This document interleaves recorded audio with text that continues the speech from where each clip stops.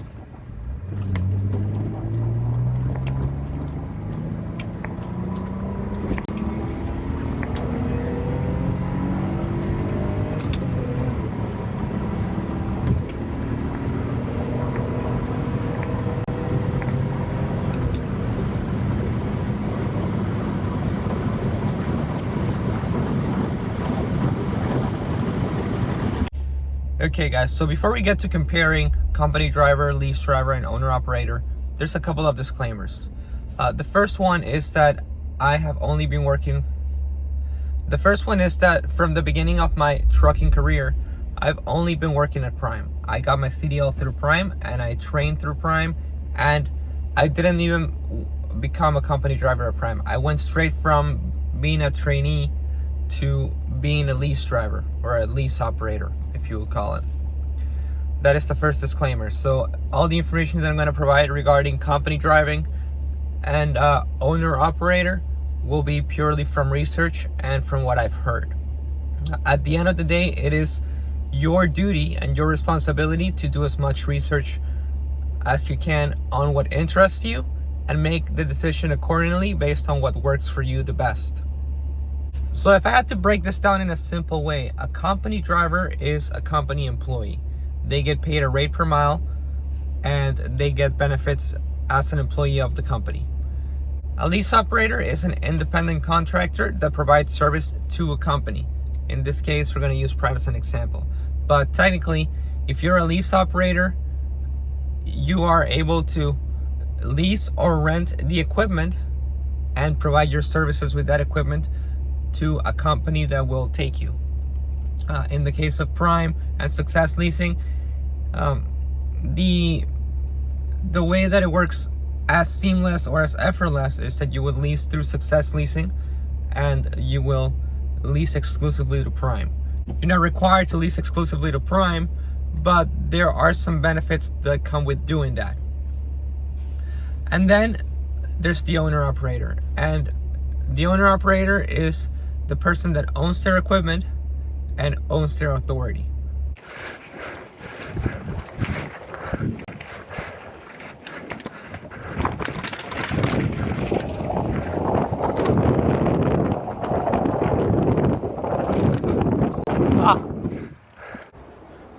So I would say that the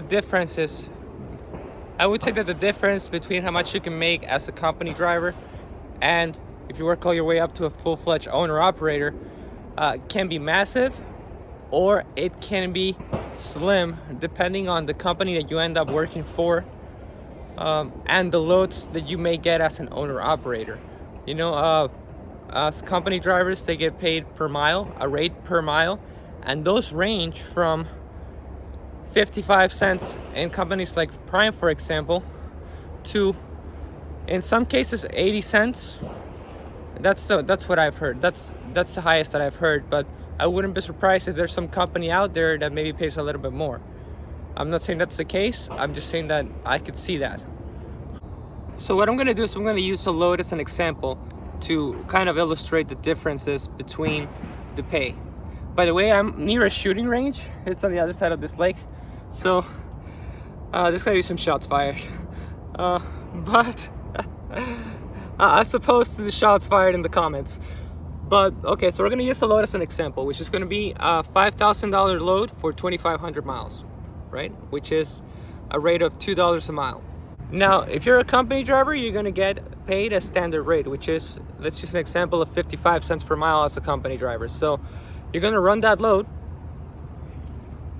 The company that you work with is going to get the $5,000 and they will pay you your share, which is the 55 cents per mile that you ran, and they get to keep the extra revenue. If you're a lease operator, it's a little different. In the case of Prime, for example, they will take 28% out of those $5,000, meaning that you will get your 72%, and with that you have to cover your operating costs, pay for your truck, etc. If you're a full-fledged owner-operator, you get the entire $5,000. So in that case, you get paid $2 per mile as an owner-operator, and then you have to manage your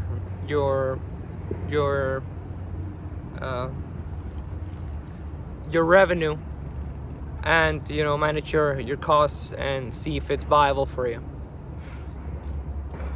When it comes to pay, that is the basic gist. You just got to change the numbers, how many miles, how much it pays, and do the same math.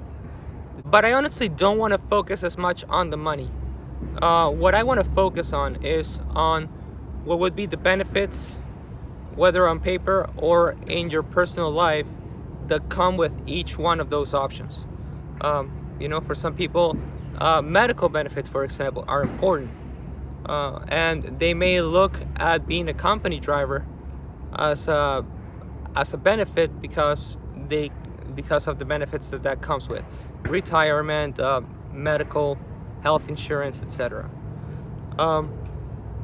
As opposed to maybe owner operators or lease operators that maybe value the freedom that they have to take time off whenever they please more than other benefits, right? And that is where the main difference lies, really. It's that every individual has to figure out what's important to them. If you care solely about the money, then you have to explore all three avenues and figure out the best path for you to make the most money. You're gonna have to start somewhere. So if you have to start as a company driver and then move to a lease driver and then move to an owner operator because that's your goal, then go for it. That's the way to go. There's steps to everything for everybody.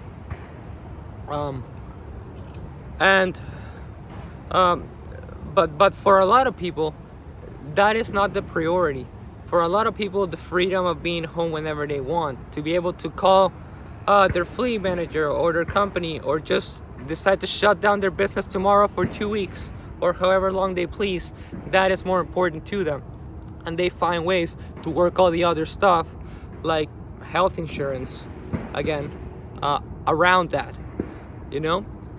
And I mean, I guess that's what it comes down to, really, guys. You know, it's objectively, what makes the most money is what makes the most money. But for most of us out here, it's what makes the most money balanced with what we like to do the most, or what we value the most in our lives.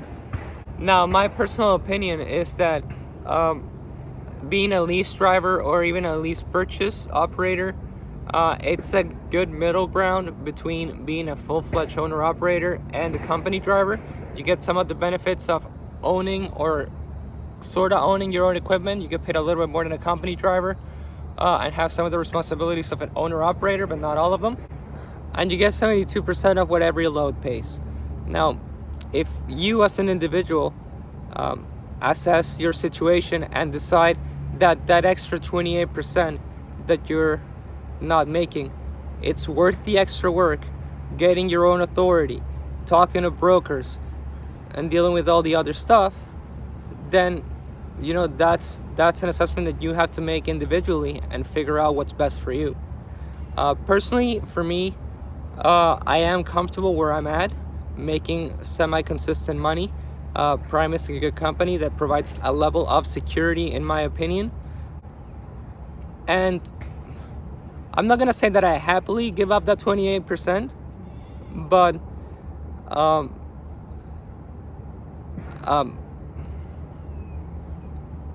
let's just say that all the extra work, it's not worth it to me. That's all I'm gonna say.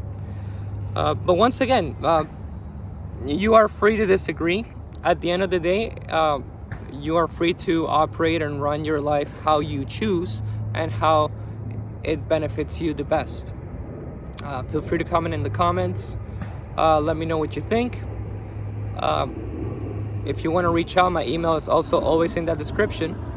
And if you just want to tell me how stupid I am for giving the 28% or at least purchasing or giving my money to Prime, I'm going to continue to enjoy my scenery, and it's gonna fall. Oh. And bike some more while you do so. Thank you so much for watching. I'll catch you on the next one, guys. Have a great week.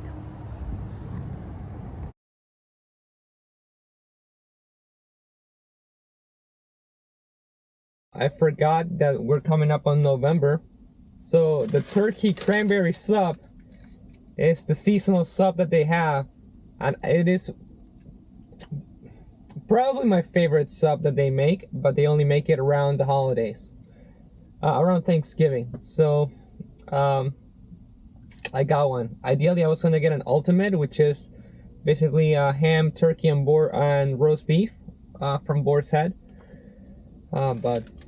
But this one's for sale, and it's of the season, so let's enjoy it.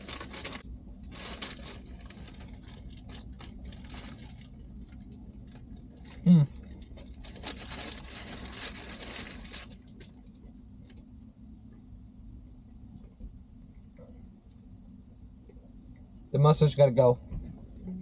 I don't know how you people do it.